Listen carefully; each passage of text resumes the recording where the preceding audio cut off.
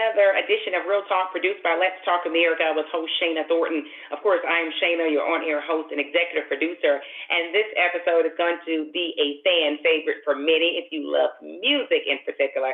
I'm so excited right now to be sitting and chatting exclusively with the one and only musician and songwriter Lenny Williams. Mr. Williams, welcome to the program. Thank you. My pleasure, Shana. It's good to be with you. Super excited to have you on, sir. Of course, many recognize your name, your tunes, your voice. It's a classic for many, many homes throughout the United States and abroad. 2021, we're here. There is a lot to celebrate in terms of life, but there's been so much that's been going on regarding COVID and other factors surrounding us. What have you been up to lately?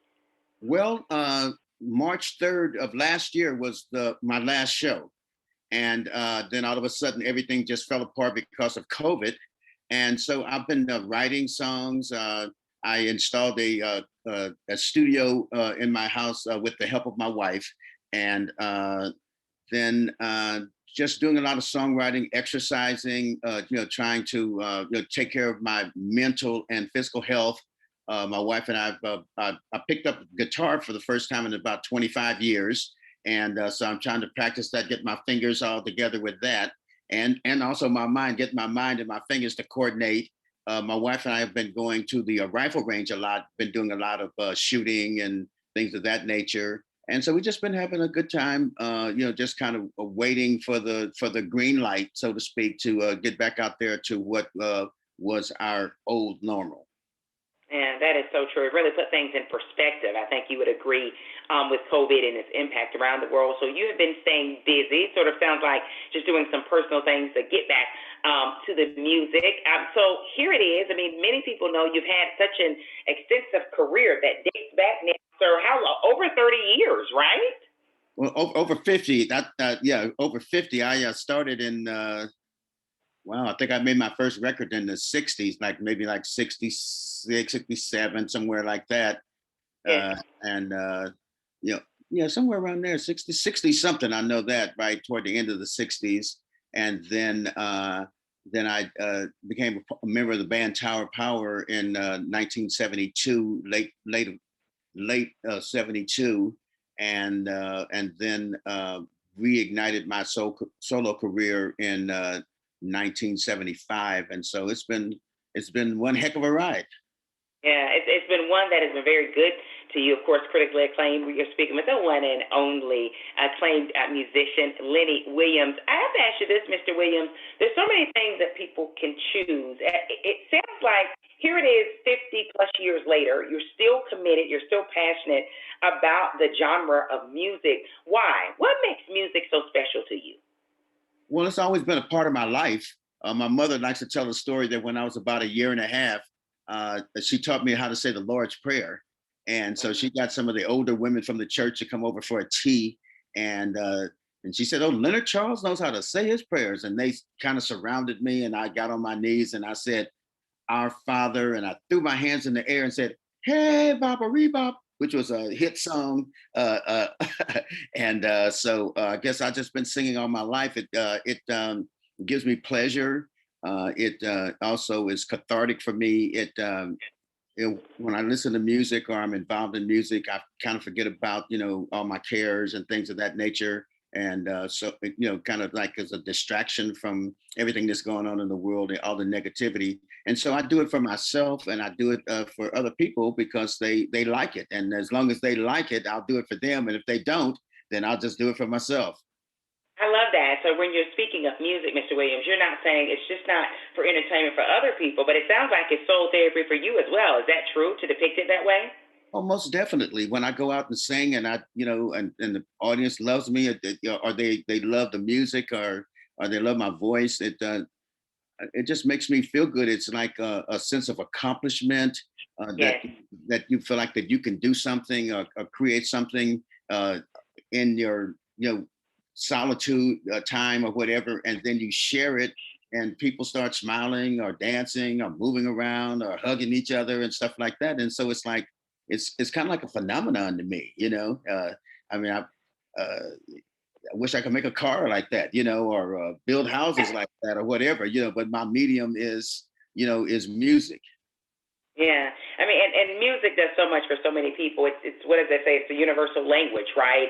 You may not speak the language, but you can certainly jam to the tunes, and it means so much. It hits so much deep inside. You mentioned your love of music, starting with your mother, starting with the Lord's Prayer. Obviously, we know you for soulful R&B, top hitting music selections. But is there a place in your heart for other types of music, gospel, country? Yeah, well, I grew up on the gospel music. I mean, in church, and ironically, my mother, she was born in Arkansas, and my dad was born in Louisiana. But my mom lived a long time in Bakersfield, California, which is Oh wow. it's kind of like it's kind of like the South. You have a lot of, there's oil country, and they have agriculture there. So it's like the South, right in the middle of California. And she went to school, with Buck Owens, a famous country singer. And so her favorite, Wow. right along there with gospel was country music. When we do our chores on Saturday, she'd have country music playing in the background. So both of those music genres were part of my life and part of my upbringing. It's what I heard, all of my life. And so yeah, so country music, I really like it. I like all of it.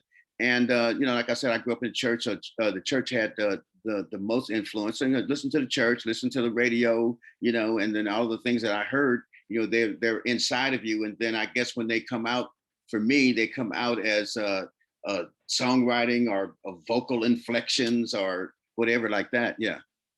Yeah, I mean that's very deep because you're saying it wasn't just R&B you were exposed to, but other genres as well, and you find that with a lot of musicians out there. I know you mentioned some other music before, but when you were coming up or in your career in the 70s and 1980s, were there any particular artists or bands that you admired? I mean, your work speaks for itself, but anyone else that you thought was pretty cool or that you've ever collaborated with?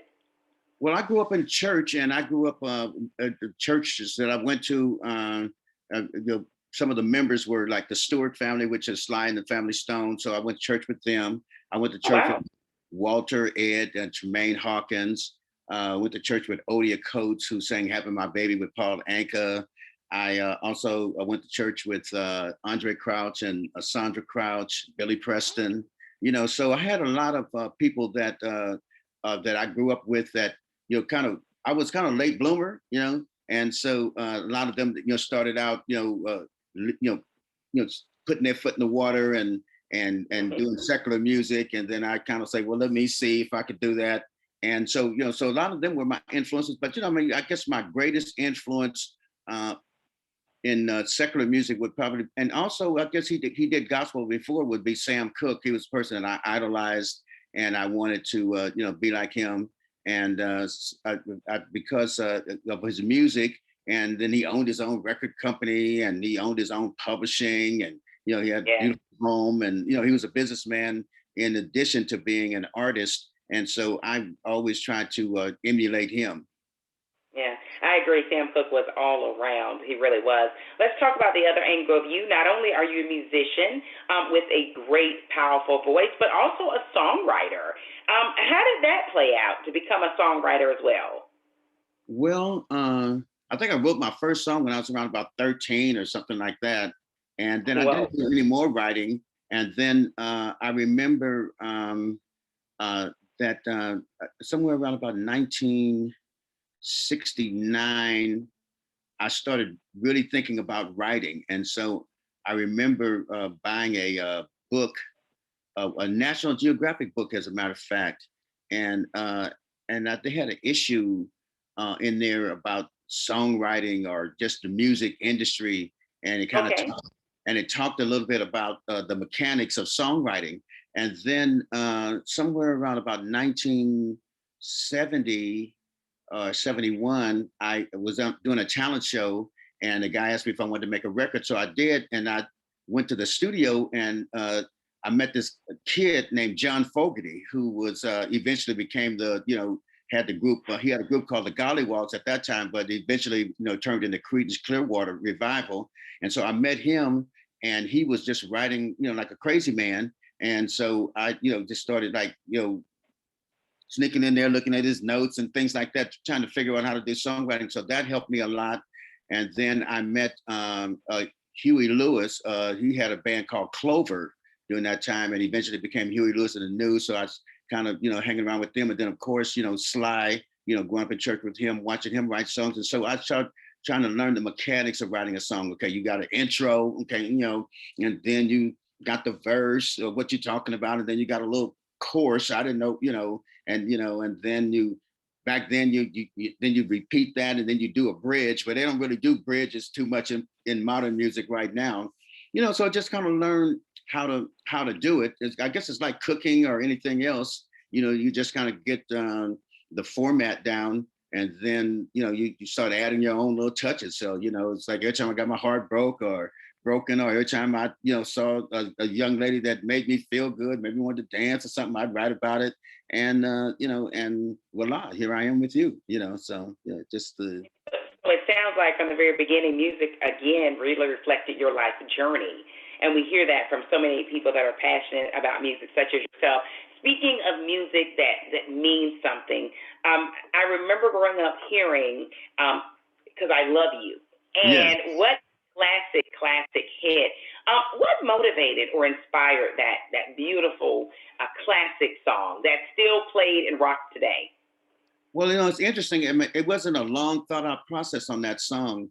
I had a guy working on the house that I own, and he was a carpenter, and he would come by, and as we got to know each other, he started telling me about his son that was this kid that could do everything: sing, dance, write, play guitar, Wow. piano, you name it, right? And so I was like, yeah, everybody thinks their kid is talented. So I finally relented and met his son, and his son was everything that he said he was.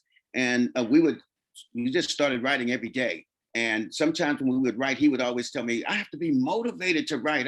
Something's got to happen. And I was saying, well, what if you met Berry Gordy and he wanted to sign you as a writer? They tell me that those guys at Motown, they just go to a big old room every day and they sit down and they write, they punch their time card and write for 8 hours, and the next day they do the same thing. I said, so it's not something traumatic happening in their lives, anything like that. So I got him to buy into that theory, right? Yeah.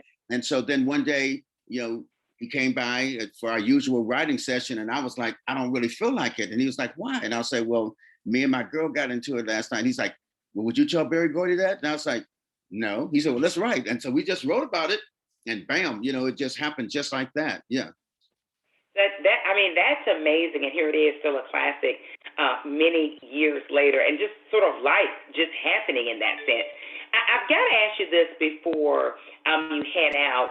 What is your opinion of the music of today? And I think it's interesting when we have icons like you who won the awards and the accolades, and you've traveled the world and your name is known. You have the respect of other musicians based off of your talent, including the opportunities you were awarded as well. But when you think about it, from rap to hip hop to some of the pop and R&B, what's your take on it?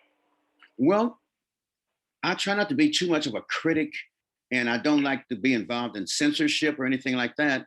But the Okay. music today is definitely different. But the music that I did was different from the music in the '40s, or the music of the '20s. And so I say it's a progression.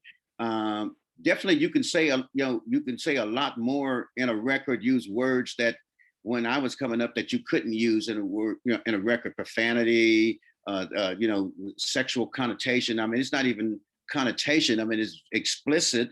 But and then a lot of the young rappers, because I deal with rappers too, and they talk about what they see. And like I said, songwriting is about not what you see, what you feel, what you've gone through, things that you see around you. And so you listen to the violence. I'm talking about the lyrical content right now of a lot of the songs. You know, you can't blame people for writing about what they see. I would imagine if you went to Iraq or Iran or some of these countries and where they have war all the time, I would imagine that the young writers would write about those situations because that's what they see, that's what they live. And so I try not to be too critical. And I was reading an article, and as far as the music is concerned, I get people all the time, that see me and they say, oh no, Brother Williams, when you gonna come back to the Lord, you know? And then I said, well, hey, I'm singing about I love my wife, I love life, flowers are beautiful. I said, don't you think the same things? You say the same things about your husband or your wife, yeah. And I said, and I can go to the piano and show you the chords or the music is exactly the same thing that you shouting on at church. Hey, glory. I mean, so show me the wrong in that. But the thing I will say is, I was reading an article just a couple of days ago that music is the, the amount of songs that get uploaded onto the digital outlets is something like 60,000 new songs a day. So the field is crowded. So these kids, they were just saying that music now is almost like a lost leader, so that you can sell T-shirts and you can sell perfume and all this other kind of stuff. You know how they'll say, come to the store today, we've got a certain kind of soap on sale for $1, 5 bars for $1. They get you in the store, then they hope that you buy all this other stuff, buy something for $29.99 or $73.65. And that's what music is now, that your music is just to get people to see you, to know you, and then you start selling T-shirts or hair products or whatever, and put your name on it. And so these kids have to do so much to get noticed now. And so, like, I just read something about some little rapper getting arrested. They're having a gun in his car, and he's speeding down the street, had a gun in his car, and they arrest him, and then they let him out. I guess he had a license for it or something. But anyway. But now his name's in the news. They have to do things. I said, I need to go get lost for 5 days. Like, where's Lenny Williams? He's lost. We can't find him. And then next thing you know, everybody, my record sales go up. And so I don't try to judge too much, because I know it's so hard to make it in this day and time. And then, like I say, the subject matter, the door is open for them. They can say anything that they want to say on a record, and it's controversial, and sometimes controversy causes attention to be brought to you, and then I guess they hope that through that attention, people buy their records. Yeah, I mean, and it's interesting take, and I certainly understand your overall theme is you have a respect for music, and you bring up a good point. Every generation has something to say about the music of the time that's before them and after them. So it's such a great point to have a true understanding of that. I've got to ask you this before you go. I mean, what's next for you once COVID tampers down prayerfully? That will be very soon. Hopefully, things will go in the right direction and plummet as we continue to do what we need to do, of course, as human beings. But you want to get back on the road? Any new music? Yeah, I got to get back on the road. I mean, I want to definitely. So I'm working on new music. I've got some music out I've done with Levi Caesar from Prince, New Power Generation band. We've been doing some work together, and just get back out there. So, like I said, I haven't been on stage in over a year. Wow. And so my agent, my phone's been ringing though, and people have been going out doing stuff, and I've been hesitant to do it.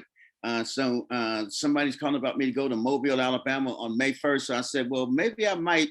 So I told my manager, my agent, it's like, okay, tell them I'll do it for X amount of money. I didn't know whether they would go for it or not, and they went for it. So I was looking at the phone right before I got on with you, and my agent sent me the contract. I said, oh Lord, I got to, I got to make up my mind what I'm going to do. So, maybe May 1st might be my first show, in over a year. I'm not sure if I'm going to sign a contract or not, but we'll just see what happens. But definitely looking forward to the day when the green light comes on and we know for sure that COVID has been buried, put the dirt on it, got the tombstone on it and everything, and we can get out there and do what we do. I say, I got to go to the grave. I got to see it. I got to see the tombstone and everything, the epitaph, right? Expired in 2021. Yes, right. And then I'm ready. Great. Sure. What a great point. Mr. Lenny Williams, the one and only acclaimed musician, songwriter. You know the name, the music as well. Before you get out of here, if someone is watching us right now, and they're 20 years old, they're 23, and they are desperate trying to make it not just in an entertainment world that you know so well, but as a computer engineer. Maybe they want to start their own business. They've got a dream to start a new tech company, whatever it is. Do you have any advice for them? Because you've done it well, you've been able to do it well for a long period of time as well. For someone that's starting on the other side and maybe they see some disappointments, maybe they don't see the right setting, maybe they didn't have an encouraging mom like you did, or a village or around people that were in the know to help them. What would be your tips? Well, if they're 23, I'm jealous right now. Right? Yes. Start off right there. I'm jealous for that. Ooh, hair, swag, all of that. Right. But definitely, I would just say that just be good at what you do. You know, no matter what it is, being a host, being an engineer, whatever it is, being a medical student, being a singer songwriter, whatever it is, just always try to perfect your craft. Just be good, and then I would say then you have to have a nice personality when you meet people. And because like in my instance, I may go to a radio station and see somebody who's the receptionist, and I can be a little, not be friendly with them, or I'm sitting out there for 10 minutes waiting and I don't engage them in conversation, or or maybe don't want to get in a conversation with them. I think, hey, I'm a star, I need to talk to I'm here to see, the program director, the manager. And then you come back 3 years later and they're the boss, they're the program director, they're the manager, they're the ones that say, put the record on the radio. So it's just always nice to be nice to people, because you just never know how that at some point in time that they might be a blessing to you, or there might be somebody that that you may need, right, to climb the ladder. And then I would say that I always tell people to avoid substance abuse, because it can deteriorate your talent, whatever it is, and make you be sloppy, or miss things or whatever, and then it cause you some embarrassment on top of that, and make you lose your money or whatever. All the things that you work for can just destroy, cause destruction. And so those are the main things that I try to tell young artists, or anybody, like you say, that come to me and and ask for advice about just climbing up the ladder of success in life, regardless of what genre of life or that they're in. Yeah, such great advice, and it reminds me of the advice my family would often say: you treat, going back to what you said before, you treat the custodian worker with the same respect you treat the CEO. You're right; it's the right thing to do, right? It's Exactly. absolute. Yes. Yeah, and you're so right on to avoid the pitfalls that we've seen so many entertainers and others, just not entertainers and others, have fallen victim to drug and substance abuse. Absolutely. That's a narrative I hope will go away at some point. Seems to keep coming up over and over again. When we learn from those that have been much wiser than us, and also from those who've also gone down that path and made those mistakes and who've been transparent about it. So I think that makes all the difference. Mr. Lenny Williams, the one and only, grew up listening to your music, loving and adoring your voice. Such an honor to sit exclusively with you one-on-one for Let's Talk America Radio here. I'm putting you on the spot, and you can say no. You won't hurt my feelings, hopefully the feelings of those watching us right now. But can you share any sort of music of yours with us live, acapella, however you want to do it? We would love to. I know it's been over a year since you've been on the road, but anything you'd want to share with us to listen in terms of your voice, singing? I'm putting him on the spot, not rehearsed, it wasn't announced or anything. Okay. Girl, I love you no matter what you do. And I hope you understand me. Every word I say is true. 'Cause I love you. Oh, oh, oh, oh, oh, oh. You couldn't beat that with a record on a spinner. The one and only Mr. Lenny Williams, still talented, and that is raw, real talent. Everyone right there that's listening, the inspiring musicians, check it out. That's talent. Got to work on that talent. The marketing and the business matters, but you got to have that talent. Mr. Williams, what a joy to be on with you. For more information, where can they go? I'm sure they can just search your name in their favorite search engine to find out more information about you. Yeah, so they could go to lennywilliams.com, or they can go to the real Lenny Williams on Instagram, also on Twitter at Lenny Williams, and I'm on all the digital platforms if they want to check out the music, buy the music, download it, Spotify, Tidal, Apple, whatever. I'm out there, and they can check it out. I love it. Thank you so much for being with us here on Let's Talk America Radio. Thank you, sir. Thank you so much.